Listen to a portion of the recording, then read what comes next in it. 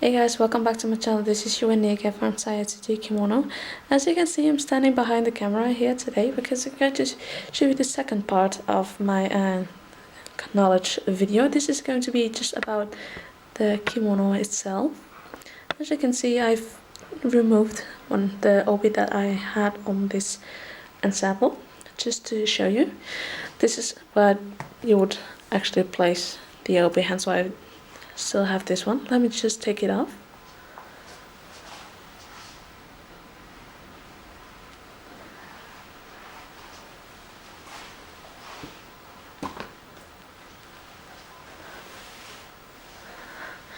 There we go. Now just talking about the kimono itself. As you can see here, this is the fake color. I use it instead of the ribbon because this kimono in particular has quite long sleeves, and at the moment I don't have a fitting ribbon for it. As you see, this is how you would end up before tying your obi.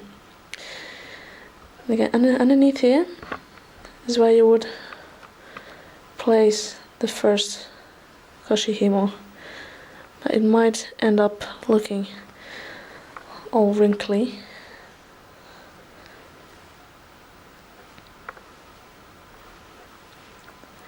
And beneath here, this is my elastic tatejime.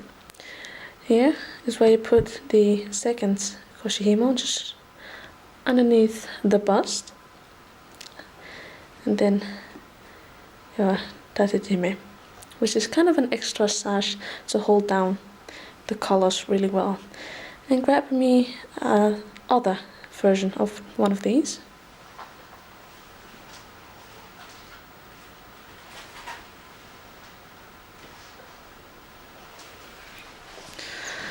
This is a regular sash type.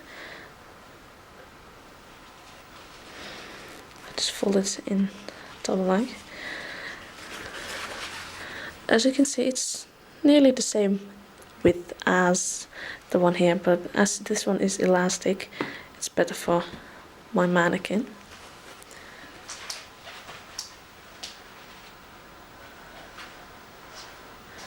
But instead of using one of these tatejime, you can always use these ones again. This coiling belt, kind of. Yeah, they're quite neat actually. Personally, I don't use them because, well, for me they don't do the work they should, in the sense of that I don't need them. So I just use like the himo and the tatejime combo on any occasion really.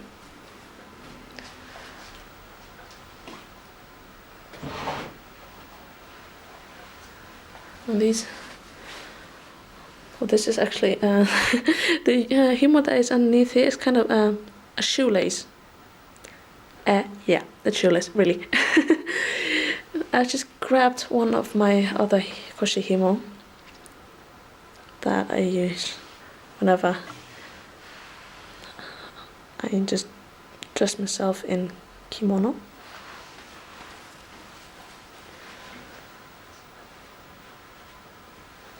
Let me just turn around the mannequin.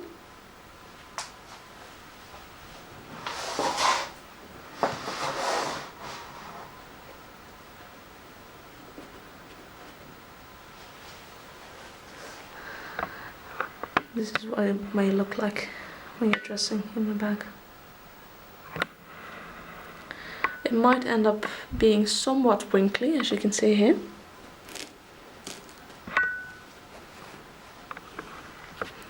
And that's usually covered up by the whole obi, so then again you might not see it when you've finished dressing. There you can see the himo again. Depending on what your preference are, this might change. We either use a coiling belt, use a himo by itself, or a tatejime. Also, it might depend on, especially for ladies, how big your bust is. For a bigger bust, you might want to use a coiling belt. If you don't have a large bust, you might just use a regular himo or adata. These elastic bands are quite convenient, to be honest, since you can kind of adapt them on how tight you want them to be. I've put this one really tight. Well, since my mannequin doesn't breathe, it doesn't matter. But for me, when I do use this one, instead of those regular sash ones, I might not pull it as tight as I do on my mannequin. And also, this is where you can see the collar in the back.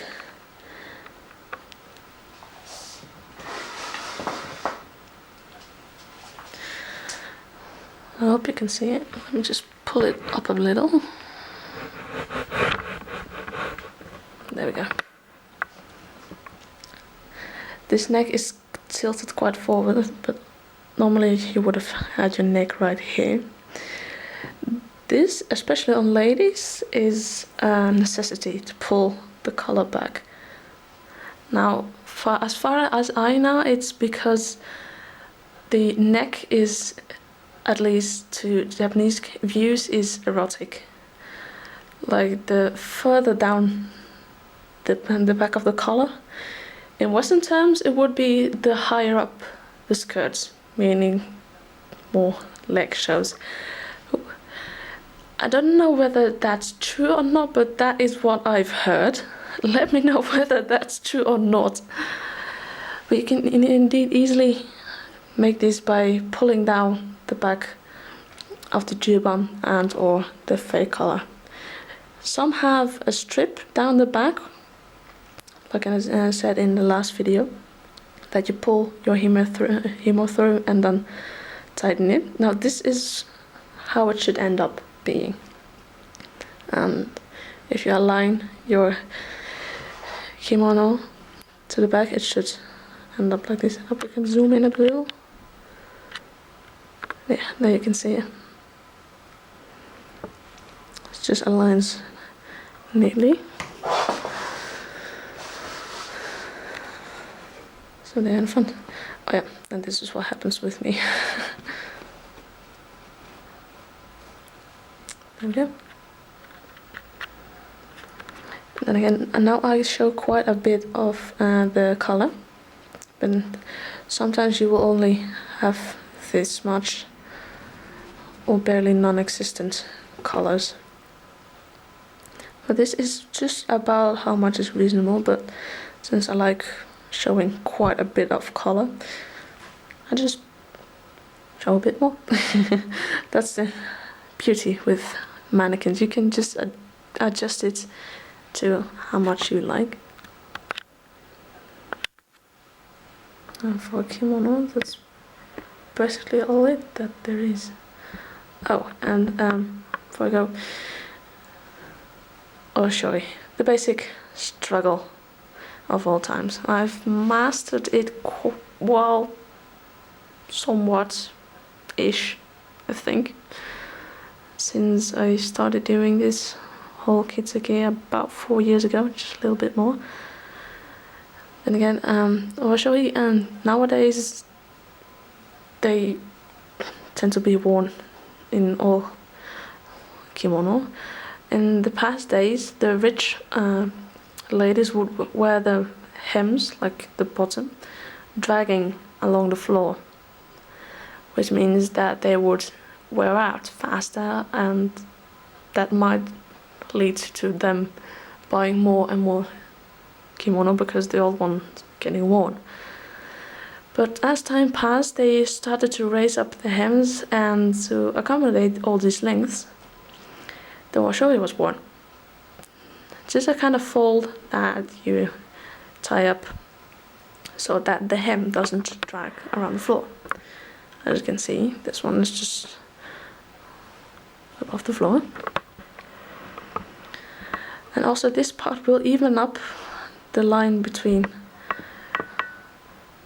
the hips and the shoulders. especially if you have, myself, I have a bit broader shoulders than hips. It evens out a little bit, and other way around it might be as well.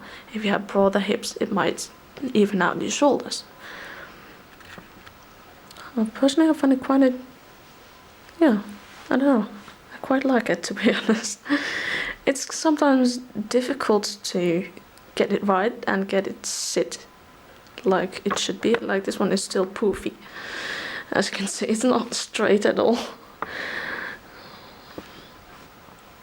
And then again, this will happen always, but you can cover up it by the obi. So usually when that part sticks out, don't worry too much just yet. And again, I think that's all to it, because that thing that I just removed is actually part of the obi. And we're going to cover up that in the next video. So this is how far I will go through this video now. So there we go. This is a bit of knowledge video about where everything is placed, what it's called, how it looks. Then again, about kimono itself, about the placement, yeah, that's something you can talk about, but other than that, most of the things I've already either done a video about or talked about in another video. Yeah, obi, that's one thing that I wanted to do separately, because there might be quite a bit more that you want to tell about. So then again, I hope you enjoyed this video, and I'll be seeing you next time. If you like it, don't forget to subscribe and like my videos. So, bye bye.